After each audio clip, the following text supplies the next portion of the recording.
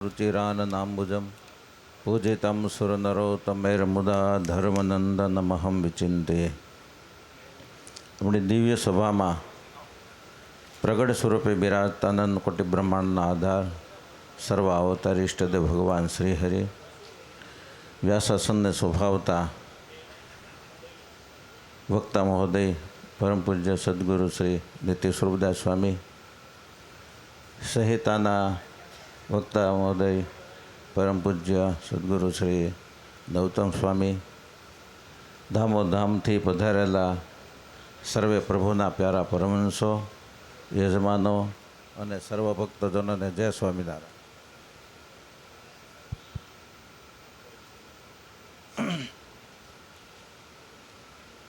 वाला भक्तजनों थोड़ुंक वधारजो बेने। वाला भक्तजनों द्वारका महोत्सव भगवान श्री हरिए पूज्य नित्यस्वरूप स्वामी ने कईक प्रेरणा करी। द्वारका यात्रा करवानुं मैं शिक्षापत्री में लिख्युं तो छे पण घणा एवा जे द्वारकानी यात्रा करी नहीं होय। एक द्वारकानो महोत्सव थाय तो ए निमित्ते घणाने द्वारकानी यात्रा थई जाय अने आ महोत्सव में जे आव्या एने खरेखर विधि सहित यात्रा पूरी थशे। कारण के शास्त्रों विधि एवो छे कि तमे कोई पण जग्याए तीर्थयात्रा करवा जाओ त्यां रूड़ा साधुनो समागम करजो अने दान दक्षिणा आपजो अने अभाव अवगुण कोईने लेता नहीं।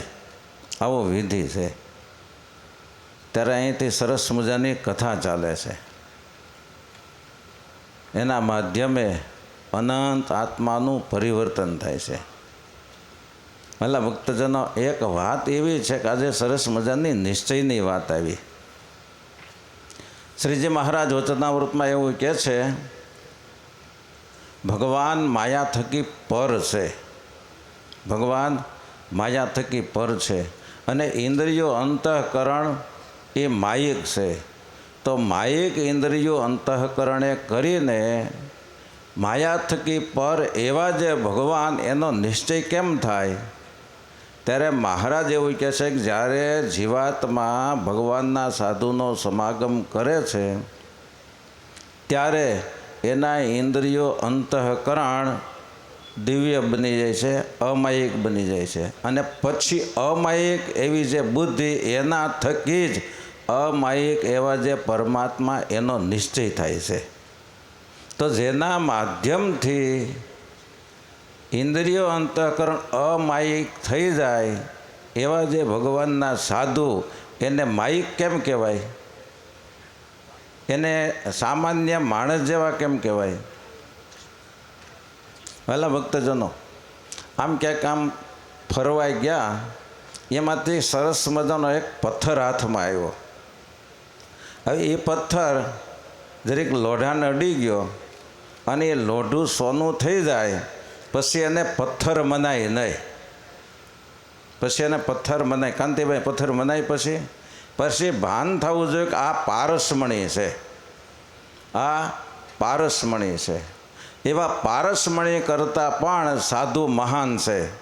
स्पारस स्पर्शे लोह कंचन थाय आकार तेनो नव जावे रे।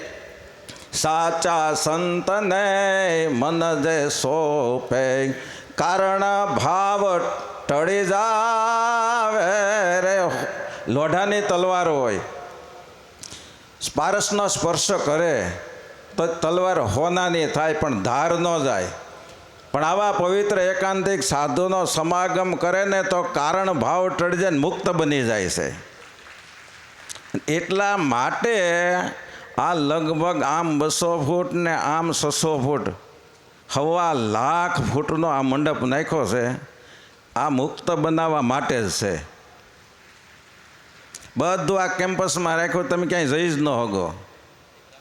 सवार में राख्यो छे प्रोग्राम तमने दर्शन करवानो પણ પછી બપોર પછી ને રાતે તમે ક્યાંય જઈ શકો નહીં, શાંતિથી બેઠા બેઠા કથા સાંભળો.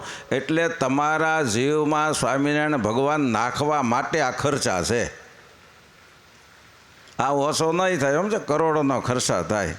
માત્ર ને માત્ર આ સર્વોપરી ભગવાન પુરુષોત્તમ નારાયણ એની તમને સર્વોપરી દ્રઢ ઉપાસના થાય અને ભગવાન ભજીને ભગવાનના ધામમાં પહોંચો, એટલા માટે આ પ્રોગ્રામ છે. અહીંથી સ્વામી સરસ મજાની કથા કરતા જાય છે ને ટકોર કરતા જાય છે ને વારે વારે કહેતા જાય છે, રખે ભૂલતા નહીં. સંસ્કાર એવા કેળવી લેજો કે જ્યારે આંખ વિચાય એટલે સીધા જ પરમાત્માના ધામમાં પૂગી, ક્યાંય રોકાવાય નહીં. એમાં એક સરસ વાત કરી હતી, આપણે જીવવું કેમ. જો હરખું જીવાય તો મુક્ત થઈશું ને હરખું નહીં જીવાય સમજણ નહીં આવે તો એ સંપન્નની પાછળ ભૂત પણ થવાય છે. એ આપણા હાથની વાત છે. માટે આ બધા જે માંડવા છે એ જીવના આત્યંતિક કલ્યાણ કરવા માટેના છે. ક્યાં ઠેઠથી દૂર દૂરથી અહીંયા ઠેઠ આવીને આ બધું આયોજન કર્યું છે. આવું સરસ મજાનું તીર્થક્ષેત્ર છે.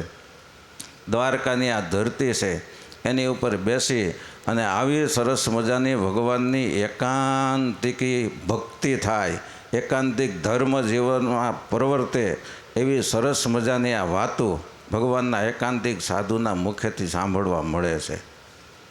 જેના થકી ભાગવત ધર્મનું પોષણ થાય એવા સાધુ થકી જ જીવનો મોક્ષનું દ્વાર ઉઘાડું થાય છે. માટે ગુણાતીતાનંદ સ્વામીના શબ્દમાં કહીએ તો મોક્ષના દાતા ભગવાનને સાધુ બે જ છે. માટે એ બેમાં જોડાવું એટલું કહીને વિરમું છું. સહજાનંદ સ્વામી મહારાજની જય.